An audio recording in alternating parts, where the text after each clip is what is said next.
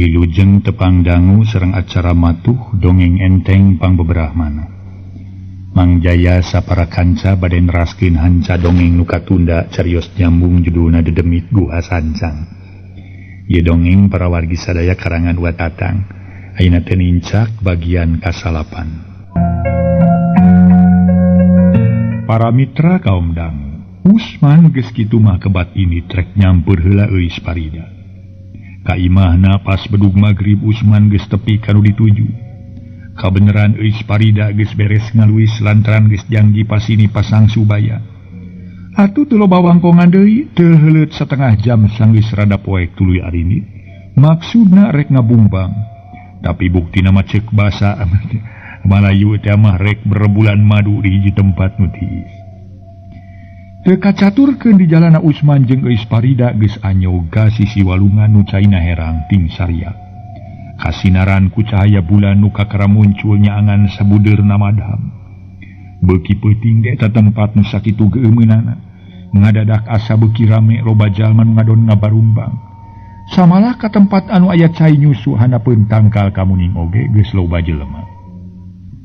Sabagian anu ngadon sari beungeut sawareh deui ngahaja. Ngala diwadahan kana botol jeung kana kompan leutik.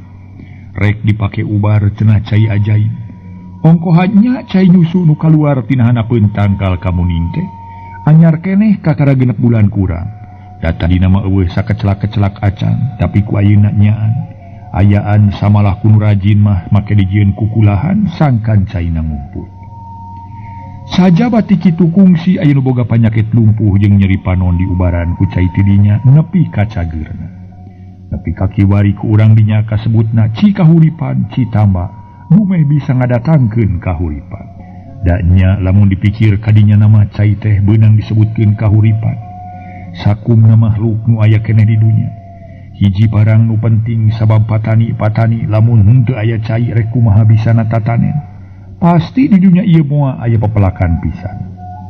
Batur mah raribut ngajarug ka cai nyusu ari Usman jeung euis parida ngadon dariuk dina luhur batu. Handapeun tangkal peuteui selong sisi walungan bari ngararasakeun kanikmatanana hilibir angin leutik malah asa tambah mepes mepene hate komo kitu si demplon ngalenehan kana awak Usman. Kang pining sanes mah seueur nu kapalasir bade naraonnya? Cek euis parida mungaran ngajak ngobrol. Kapan eta dinya teh cai nyusu nu kaluar tina hanapeun tangkal kamuning. Wartosna mah cai mujarab cenah. Tiasa dianggo ngalanongan anu kagungan panyawat lumpuh sareng nyeri soca. Mali sok aya nu tarapa di dinya is. Tapa? Mun tarapa? Napaan naon Kang? Oh, biasa we lah napaan mimilikeun. Pijodohan sareng sanes-sanesna gitu.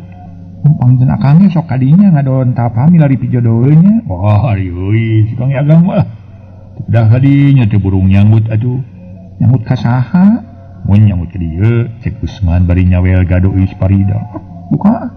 Cek euis parida meuni asa beuki gumeulisna teh. Make ngadelekan sagala disusul ku bibir anu imut ngagelenyu. Imut ngandung pangirut, kelet ngandung pamelet teh. Pok euis parida nyarita deui.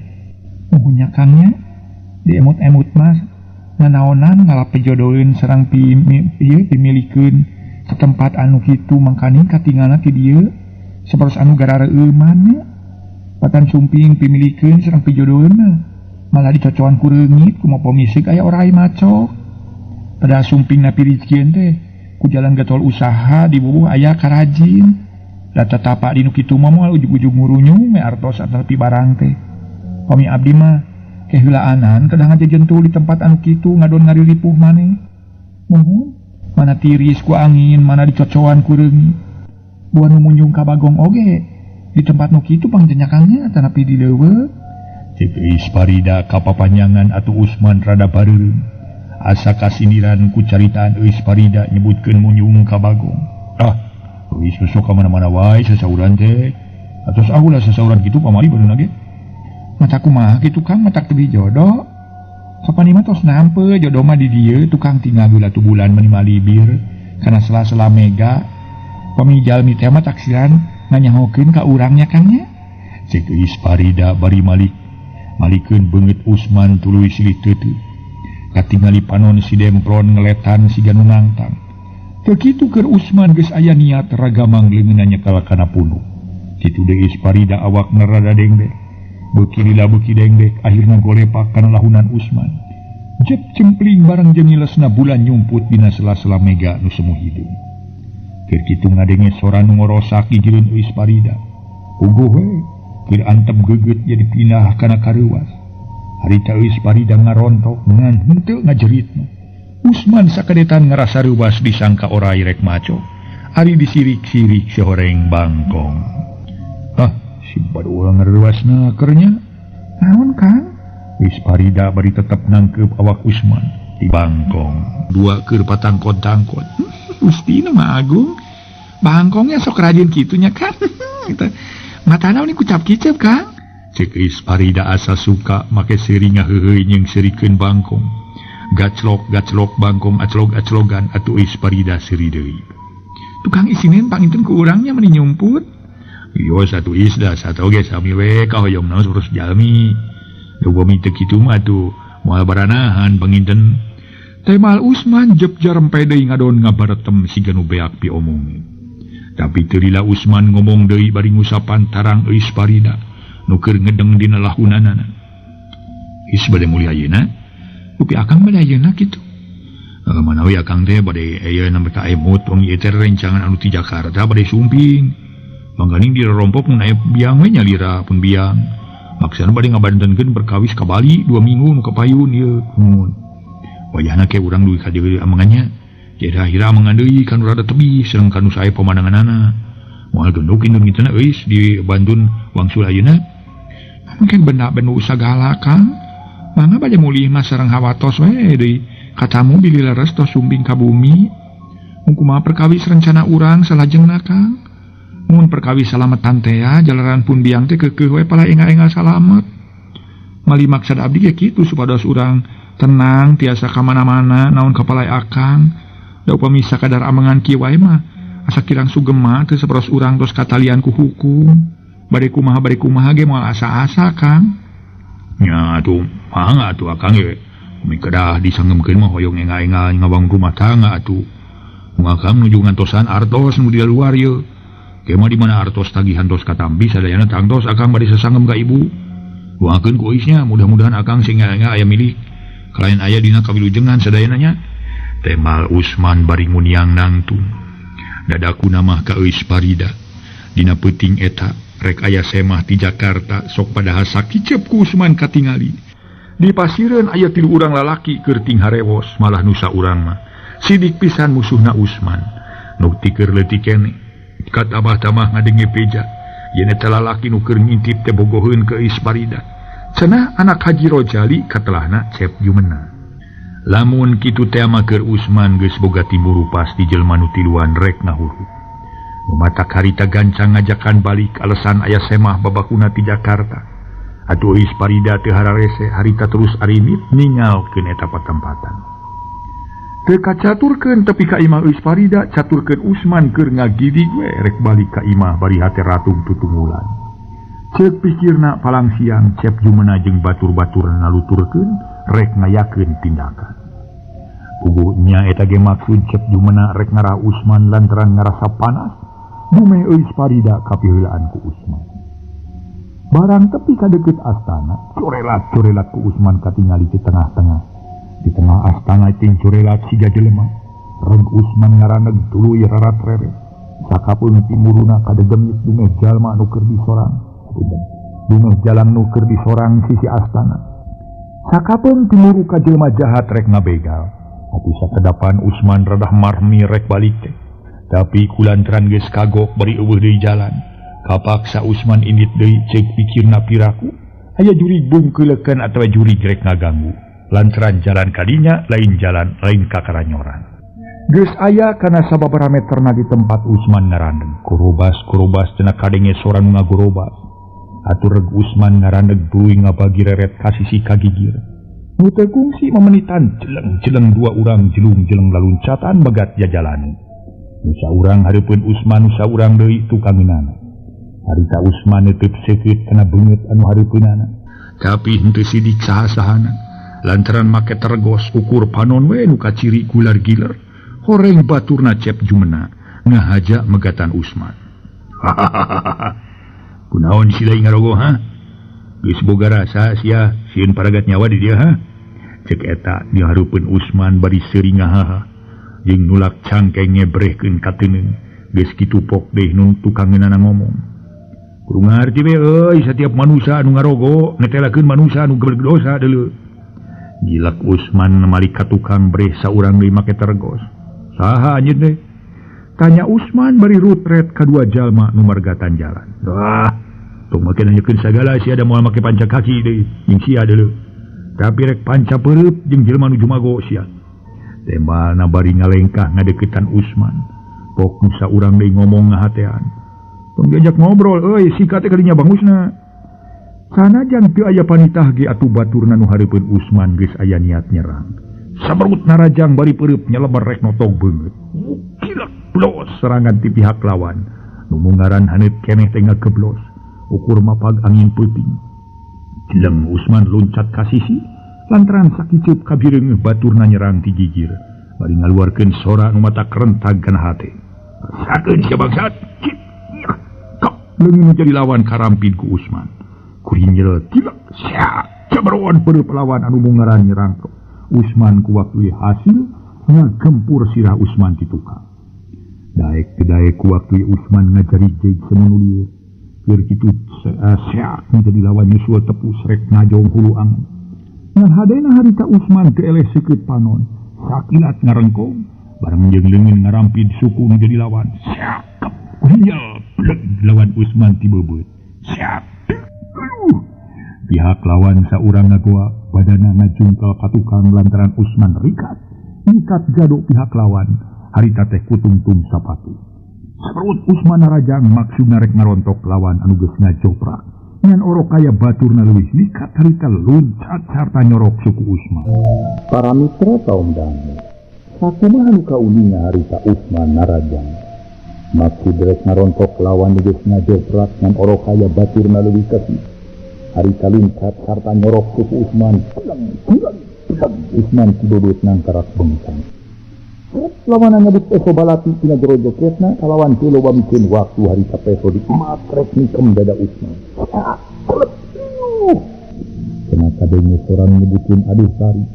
Ungguh lamun sejalan nyaksian teh magis pasti kana ngalenyapna hate kadangkala nyangka Usman ajal.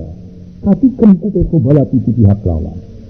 Dan padahal ngagoak teh lawan rek mihilaan kelem Usman. Jika siku Usman teu antepan ngacegak mamarasna. Nepika kalawan putu jeung datu ujungan pisan bajing nagongna. Sedang Usman harita ngagulitikeun maneh kalebak. Pokna alak ilik kanu keur pepeuyeun. Aduh. Kamana ieu matokna? Paragatkeun sia nyawa nu kaing. Cek baturna meuni sombong. Bari jeleng luncat kalebak maksud rek nyusul Usman. Lantaran katingali ngagulutuk kalebak. Kilak ngalieu kabelah kenca katingali. Dina palebah rungkun aya nu keur ungkuy-ungkuyan. Disangka nama Usman kakarat cengkat dina rungkun sisi wahangan. Rek ngejat ka mana sia bangsat? Ulah samatkan aya deuleu sia, wayahna peuting tamat riwayat sia. Ceuk nu jadi lawan bari seret nyabut peso balati meninga kurilap. Kasinaran ku cahaya bulan anu kaluar tina sela-sela mega. Barang rek beres pisan congo balati ditikemkeun guluk-guluk. Dina rungkun sora bagong malah nubruk kalawan Usman. Dina harita para mitra gede hati rek nganiaya Usman di akhirna mengaku gabreng-beng lumpat sakalumpat lampet. Pisirikna notog-notogkeun maneh bakat tingku sieun ku bagong teh. Ulung euy bagong. Pokna bari terus mangpret samalah batur anu tos kajejak mamarasna ku Usman. Teu mikirkeun kana kanyeri harita kabawakeun lumpat meuni blag-blug labuh nepi ka eueuh di eta tempat. Las bagong iles jelegedeg Usman ngajanggele. Si horeng harita Usman sanggeus ngagulitikeun maneh kalebak terus ngawatak elmuna. Jadi bagong malah hasil duit tina pesak urut lawan ge 20.000 harita teh beunang ku maneh. Geus kitu mah teu loba nu dipikir deui harita keneh Usman gagancangan balik. Lantaran sieun papangih jeung nu abu. Datang ka imah tuluy keketrok kana panto nu kabeneran nyeunoneng pamajikanana. Can sare keur nyusuan budak ti kamar. Kero Nyinoneng nanya bari ngoreja turun tina ranjang. Saha? Akang, temal Usman sirilik Nyinoneng keluar ti kamar. Tuluy nyingkapkeun heula hordeng sieun lain salakina. Sanggeus sidik keletrek ngalaan kunci sarta pantona dibuka. Ting akang geus balik deui kapan rek tepi ka subuh lain? Tanya Nyinoneng bari neuteup beungeut Usman. Oh, satadina mah rek terus tepi ka subuh. Ah, kunaon? Taman Nyinoneng bari ngoncikeun panto. Pugu akang teu dengereun hate teh. Sok sieun aya naon-naon we di dieu babakuna mah. Temal Usman gek diuk siga nu tareunangan. Ongkoh daknya lantaran tas jojoh patutunggalan jeung batuhna cep jumena. Arita kunaon pakaian menijar blog kitu Kang? Labu akang teh? Nyinoneng ngerutret kana pakaian Usman nu kalotor pinu kuleutan. Lah nyaeta puh. Paing akang tegerna hate ti tadi keneh. Ieu keur leumpang palebaas kana leutik ngadonting sereuleuh atuh. Keur kitu ujug-ujug serebet we anjing rek ngarontok. Atuh akang nitu sirikna ti babaranting sieun digegel ku anjing. Cek Usman ngabongohan. Ngabongohan. Ngabohong anger we abong kena geus adat kakurung ku iga. Nah tuh akang make jalan ka sisi astana sagala, kawas nu eueuh deui jalan matak naon jalan ka babakan. Eta jalan kadinya sote bari rek sakalian meuli opieun tadina mah ka warung kopi Mang Salamet ari geus kitu geus tutup. Cing nyai bawaan gede sangu teh akang lapar ye. Buka cai heula Kang monya mamake baju jarablog kitu. Banyak rasaan bebas keberasi rasaan teh. Cek Usman tuh kacai ngudaran pakaian kalotor ditamrukeun dina jolan. Sanggeus bersih leos ka jero kebat ka kamar. Disalin ku pakaian piyama. Gek dina diuk dina urut dina kursi yang hareupan sangu jeung deungeuna nu meunang nyadiakeun Nyinoneng. Sok atuh nyai wareng dahar teh. Sok atuh kadinya alingap keneh. Tema Nyinoneng. Geus kitu mah bek dahar Usman meningaliman. Tapi katingali ku Nyinoneng Usman sajeroning keur ngahuap teh. Siga nu dibarengan ku ngalamun. Da eta beda dina sorot panon neuteub ka nu teu pugu. Ari akang kunaon dahar siga nu ngalamun kitu lain bak-bak kadinya. Pokok tadi nyari tanah yang dahar. Lain ngalamun akang teh nyai ngan ieu we beuteung di sian teh kalah ka geuning seueur. Kaosna mah sup angin entepkeun kadinya nyai lah. Temal Usman daharna teu diparatkeun. Leguk minum tuluy ngoloyong ka kamar gek diuk si Ciranyang geus kitu ret ka budak nu bungsu keur ngagebra sare. Teu sakumaha lila Nyinoneng norojo sarta nanyakeun. Rek dikerok atuh Kang? Ah moal nyai sok teu kuat ku peureus jeung getek we ongko. Sok jadinya geura sare lah geus peuting pisan ieu teh bising lieur ongko. Temal Usman ku harita ngadak-ngadak siga nu bageur kanu jadi pamajikan. Kalacat Nyinoneng unggah kana ranyang tuluy ngagoloyoh ngedeng. Ari Usman ngalitikan heula lampu. Geus kitu manehna ngedeng nongongan Nyinoneng. Kadia tukang yang hareupna kunaon sasinarieun make jeung nongongan sagala. Duh, hampura nyai akang keur tengereun awak ieu. Pangmencetkeun ieu teh lah walikati akang meuni jenghakan teuing ning. Urut labu teh meureun nya. Nya sugan, temal Usman. Ceg Nyinoneng ngarampa kana walikat tuluy ngarancetan.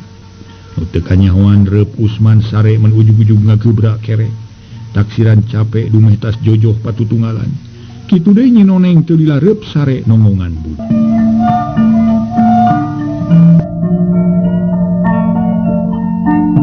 Para mitra sadaya, beuki heubeul kaayaan rumah tangga Usman asa tambah protek ku paparabotan.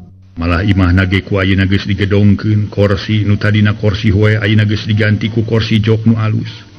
Sajabat ti kitu make geus ngabogaan televisi sagala, geus puguh radio mah aya kana duana. Puguh keur tatanganan udah deukeut tambah kaget ku ayeuna Usman dina waktu ayeuna. Jadi kaget lain ku soal kaayaan di imahna, tapi kaget ku teu nyarahoeun kana naon pakasaban Usman. Geus teu matak model lamun jelema-jelema ngaluarkeun caritaan atawa timuruan. Ceuk saware Usman jadi banar di kota, ceuk saware Usman menang lotre gede. Aya deui majarkeun Usman jadi senang ku jalan korupsi. Malah teu kurang nyaritakeun matak leuwih teu geunahna teh kana hate Nyinoneng majarkeun Usman jadi jelema jahat. Jelasna tukang babadog rarampok jeung aya nu ngabasakeun Usman nyegi. Usman munyung ka buta hejo jeung kawin ka Ipri. Malah nu nyebutkeun Usman cenah para mitra sadaya. Mungkut bangsa tuyul. Samalah kecap kitu teh lain bae nu ti deungeun-deungeun. Mitohana pisan inung bapana Nyinoneng kungsi boga sangkaan kadinya yen Usman munyung. tapi ke Usman teu ieu didenge malah seuri we nu aya anu ngomongkeun kitu kieu teh. Ceuk pikirna mangsa bodo teuing rek nyangka kitu oge. Kumaha aing we cenah. Genah bae cenah atuh. Dengekeun teu genah mah teu didengekeun. Dina hiji poe Usman teu ka mana-mana aya di imah samalah harita wanci haneut moyan ngadon ngalong dina teras. Hari anakna nu galede keur sarakola keneh, Nyi Noneng keur balanya ka pasar samalah budak nu bungsu ge dibawa. Nu aya lintang ti lanyangna Bi Inot. Waktu Usman keur ngadaweung di teras rentang-rentang aya 2 urang lalaki. Saurang awewe geus kolot. Awewena ngaganongkeun Aisan bukan naon anu diganong nama. Hari salakina nanggung nangka jeung sia sampeu meuni galede. Si horeng indung bapana Nyi Noneng atawa mitohana Usman. Sanggeus deukeut pok lalakina katelah Baar Dasim nanya leuwih ti heula ka Usman bari ngeca geunangka jeung sampeu dina teras. "Yang cager jang?" "Hor, geuning abah jeung emak." "Rek kamarana tuh teh?" cek Usman siga nu pura-pura. Mitohana nganyang terek ngalongok incu. "Wah, ngahaja ka dieu hayang papanggih jeung barudak babakuna mah." "Kumaha calageus sarerea?" cemal Baar Dasim bari nyorongkrong sasalaman. "Berkah dina waktu imah tu ba." "Oh syukur ari calageur mah," cek Baar Dasim gek diuk disambung ku pamajikanana. Katelah Macia, "Samarana ari barudak meuni sarimpe kieu jang Usman?" "Biasa we keur sarakola barudak mah." "Ari Nyi Noneng?" "Keur ka pasar balanja nyarita mah rek salamatan budak anu bungsu geus sataun. Salamatan biasa we babancakan lah kitu." "Iya atuh ujang kajerokeun ka ditu lumayan keur barudak pepeuriheunna dahareun anu ngeunah teu boga. Keun bae da model kieu ge di mama aya nang kieu wungkul." "Dah, model naon di mama manasinakeun?" "Oh, Nyi Lala. Di anak emaknya, di anak emak teh Nyi Lala pangais bungsu, sagala aya, sagala loba. Geuning nu sakitu diugung-ugungna kumaha jeung ku abah manasinakeun abdi mah. Hirup hirupakeun pungsat bahan deh. Pantes semua aya nu ngameuan abdi mah." "Ih, ayo ujang sok nepeskeun diri pamali yeuh. Ini katingali kumaha geus robah jadi gedong. Itu paparabotan meuni pertek kitu. Meuni harurung harerang menak ieu ge ujang teh diparengkeun papake jeung permilikan meureun." Cek Macia bari mesem. Pok Baar Dasim nyambungan bari ngeusian liang padudan ku bako abrag. "Nya kitu ari geus tepi kana waktuna kudu papanggih jeung kasenangan mah. Teu burung we senang geuning sagarupa ge kudu sabar jeung tawakal. Geuning sok aya biasa kieu mana moal ngakeul lamun teu ngakal, moal ngari lamun teu ngarah. Jadi naon rupa kudu diikhtiaran dawa ditarekahan kitu," cek Baar Dasim. Bari ngelepus udud padudan jep sararea jempe. Usman jongjon ngelepus udud bari ningalian buku bacaan Sunda. Pesa kumaha lila Ardasim nyarita deui. Bari mencerong kana buku nu keur dibaca ku Usman. "Buku naon teh ujang? Buku wawacaan?" "Lain bah, buku biasa we bacaan Sunda lah. Tung-tung ngalancarkeun kana basa Sunda lantaran ayeuna mah ngadenge dina berita di radio make aya penataran basa Sunda sagala. Meureun pana kitu gerek ningkatkeun ajen basa Sunda, ongkohan loba ngagunakeun basa Sunda nu salah kitu. Aya untung aya siaran radio, aya dongeng dina radio atuh basa Sunda teh teu leungit teuing bah. Da eta nyaeta pokona malah jadi kumahanya. Basa Sunda teh aya guna kusukna kitu. Salah teh kecap ka batur dipake ku sorangan. Basa keur ka sorangan digunakeun ka batur. Mamatak wajar basa Sunda ge kudu ditingkatkeun lantaran basa sapopoe nu umum keur urang Sunda. Urang ulah nepi ka urang Sunda teu bisa ngabedakeun basa keur sorangan jeung basa keur ka batur. Oge kudu salaras jeung tinak tandukna kasopanan urang Sunda. Beda deui jeung bangsa deungeun. Jadi jelas nama adat kapribadian urang teh umumna keur bangsa Indonesia. Ulah nepi ka ngarobah tata adat kabangsaan sorangan. Kitu deui boho dina tingkah laku jeung ngurus diri pribadi. Ulah niron-niron tika laku bangsa bedeungeun.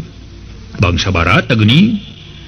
Ceka Usman para mitra nyeritakeun tina urusan basa Sunda.